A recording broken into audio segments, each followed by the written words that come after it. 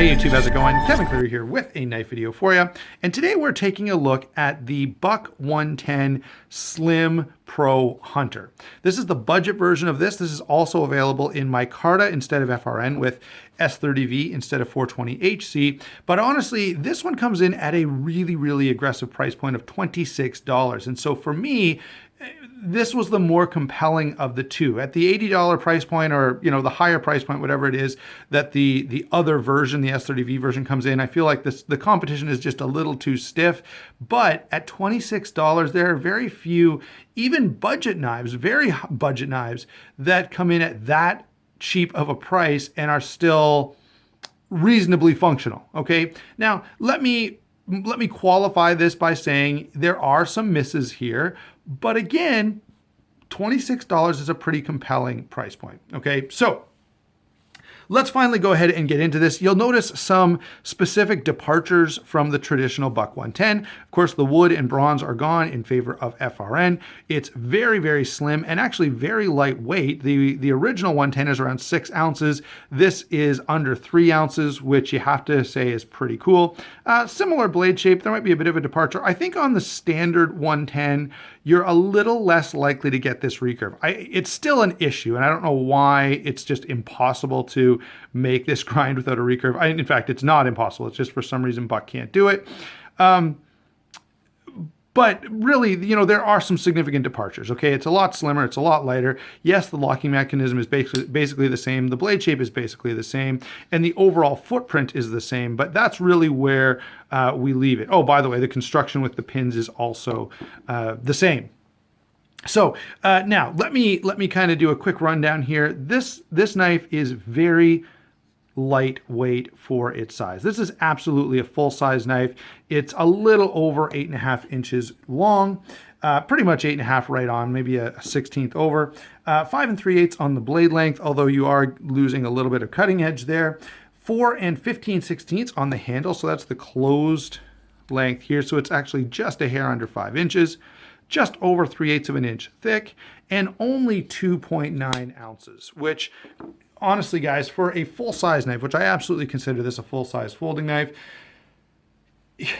under 3 ounces is really impressive, okay? It really is. Okay, so size, weight, and carry, total win. I can unabashedly say that this carries like a dream. You literally don't even know it's there, but when you go to use it and actually do some work with it, you actually have a very substantial folding knife. So I've got to give Buck full points for size, weight, and carry.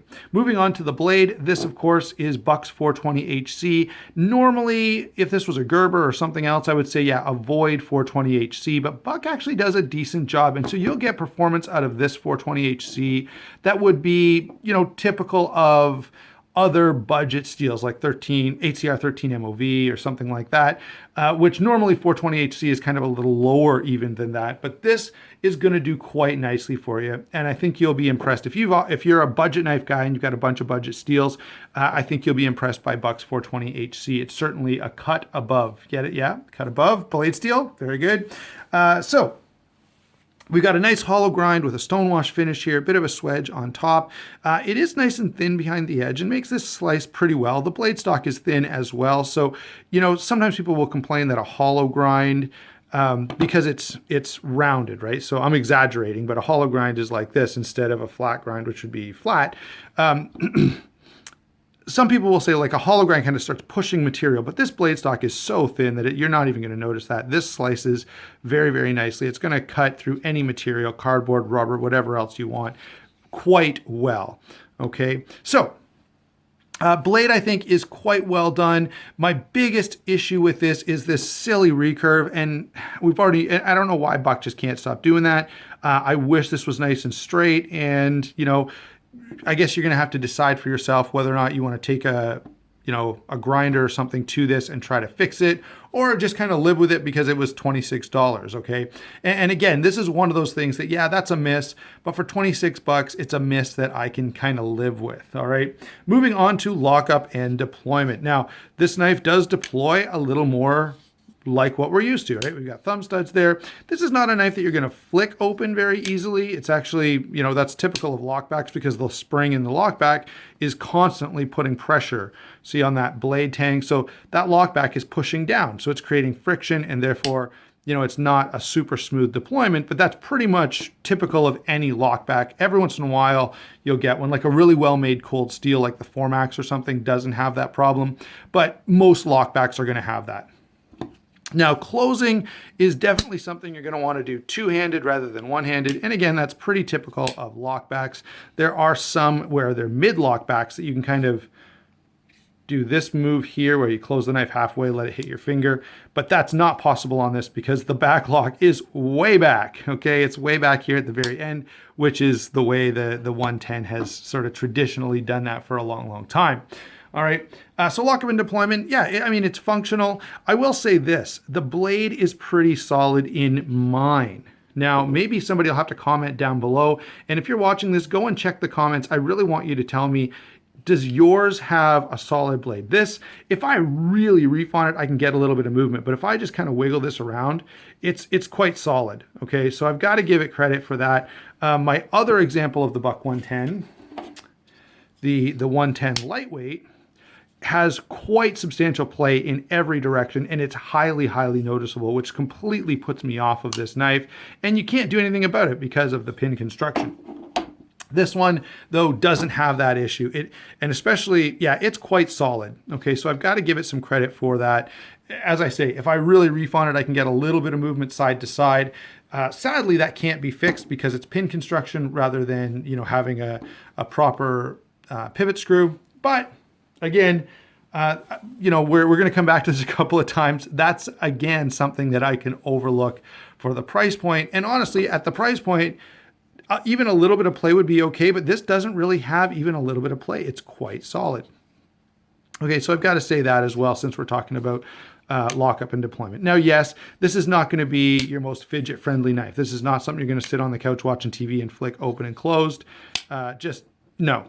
All right, but it works just fine, and it is openable and closable. You're going to have to use two hands to close it, though. And so that's maybe a thing that you care deeply about. But for me, again, at the price point, no complaint. Handle construction and ergonomics. I wish these were screws instead of pins. I'm sure that would add cost. You know, I don't know. I suppose it adds cost. I know other companies are able to do it for a very budget-friendly price point. Buck, for some reason, doesn't like screws. They like to pin everything together. They don't like people taking their knives apart. It is possible, but you have to have, you know, some extra skills other than you can turn a screwdriver, which is generally all it takes to get a knife apart. Now, let me say, though, the FRN is quite solid, and when you squeeze this in hand, it's pretty confidence inspiring. Now, I tested this a bit. You can see I can get a little bit of flex there, but in hand, you really don't notice it. And I'm squeezing it pretty hard right now, and it may just be that the angles are different, but I don't really feel that flex in the handle, okay? I will say in a saber grip, this is quite comfortable. In a hammer grip, it's not as good, okay? And that's because it is quite slim. There's not a lot here. So, you know, maybe this is one of the points that we could give the traditional some props here. Being a more hand-filling handle, all right, it's going to be a little more comfortable. This isn't quite as comfortable in a hammer grip, but otherwise, you know, reverse grip, you know, saber grip, all that, whenever your hand is kind of partially open on the knife, it's actually quite good. So I have no complaints about comfort. The pocket clip here, let's see, you can see it right here. It is swappable. So that makes this a very ambidextrous knife, which I think is nice, and something, of course, lefties are definitely going to appreciate. I don't want to spend a huge amount of time on this, but just let me say, although it's not my preferred style of construction, I actually think this is pretty well put together. And like I said at the beginning, Buck, if you're watching, make some other knives like this. I think this is a winning style for you guys. You could do well here if you would, you know, offer some other designs with a similar construction pattern. All right, so let's go ahead and get to some comparisons. We've already mentioned that this knife comes in at an attractive price point. The first comparison that I do want to bring in is the lightweight. Now, this is a little older. I think this is a 2017 knife and this is a 2018 knife. honestly, this is substantially better. It feels better in hand. It feels stiffer. It feels stronger. It feels more quality. You know, they may even be made in the same factory, just the choices that they've made about how they put things together. I don't know. But this is definitely a knife that feels much nicer. This one is a little more hand filling, but honestly, the blade play in this is so bad that even just putting your finger on the back of the blade can make it move a little bit on you. So it's just, I can't recommend this knife. It is like $2 cheaper. Whoops. But honestly, this is definitely a superior knife. Not only is it going to carry better, it's going to weigh a little less. Not much. The lightweight is lightweight, but that's about the only thing it has going for it. This is just going to be pretty much a better knife in every category. All right, now there are a couple of favorite budget knives that I have, and of course some others that have a reputation for being very well priced. The Rat Model 1 is certainly one of those. You know, you can get this in D2 steel. This one is D2 at about 36 bucks. So 26 bucks, 36 bucks for your extra $10. Boy, you know, you're getting something that feels nicer in hand. It's definitely more substantial in terms of, you know, if you want something heavy duty that's hard use and confidence inspiring, I would definitely lean toward the Rat Model 1. But you are spending a little bit more money, okay? Another favorite budget knife of mine, and really the Rat 1 and the Bird Raven 2 are probably my favorite budget knives at this point. But here's another great budget knife. And if you're looking at this, but you don't mind spending an extra 10 bucks, I think you would appreciate the upgrade to BD1 steel, to the G10 with the liners. And again, this is a pretty heavy duty knife with very nice ergonomics. Now you do lose a little bit of cutting edge on this knife. I don't know, the Polestar attempted to fix that, but I like the ergonomics on this a lot more than the Polestar. What else have we got? Okay, how about we got this case Sod-Buster, very, very cheap knife. I think these are like 15 or 16 bucks. So this is about the only knife I have that could beat this in price, but you're getting a locking blade here. And I don't know, bucks 420 steel is pretty nice. So, you know, I would still kind of lean toward the buck over the case. Although, hey, look, this is a very, very well-loved, very popular knife, no question. Now, let me bring in a couple of more, what would you say, knives that kind of have a reputation for being good for their price point. So I've got a Tangram Progression here.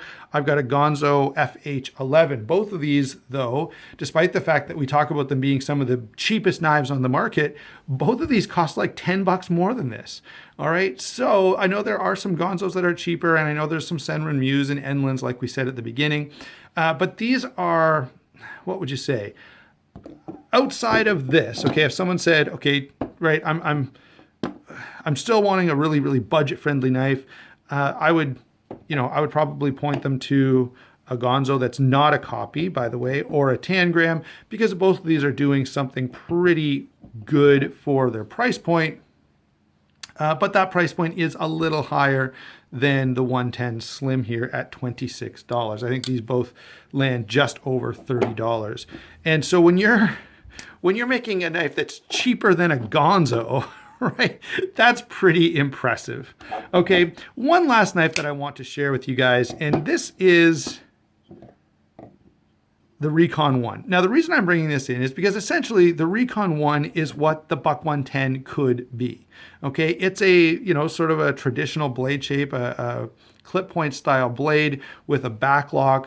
Only it is really tough, well put together, extremely comfortable, you know, flips out really well or flicks out really well. All the things that the Buck 110 could kind of eventually be if you made every appropriate modern upgrade would give you essentially a Recon One. Okay, and so this costs quite a bit more, but I wanted to bring it in just to sort of say, you know, this knife is kind of part way there. It's sort of in an intermediate knife, and there are some other cold steels, perhaps the Cold Steel Broken Skull, which would definitely remind me of this knife. That would be a substantially better knife, but it weigh, you know, probably 3 times the price. So I think the Broken Skull can be had for about 65 bucks, and this is, again, $26. So what is my conclusion here?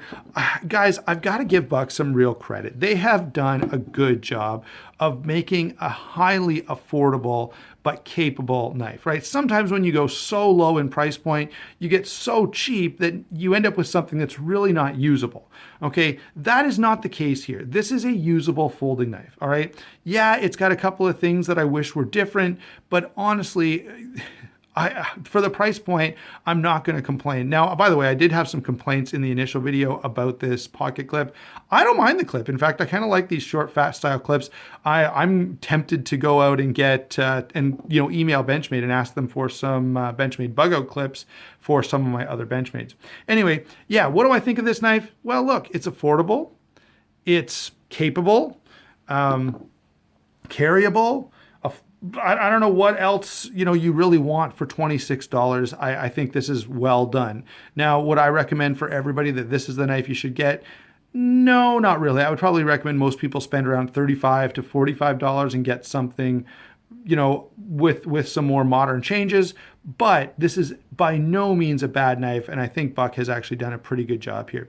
Thanks for watching. Don't forget to like and subscribe. And actually, these days you kind of have to hit that notification button. Subscriptions don't mean nearly what they used to. YouTube made changes specifically so that people couldn't get as many views just based on their subscribers because it was costing YouTube money to pay people for their views. Anyway, that's a different discussion, but hit the notification button. Thanks for watching. We'll talk to you soon.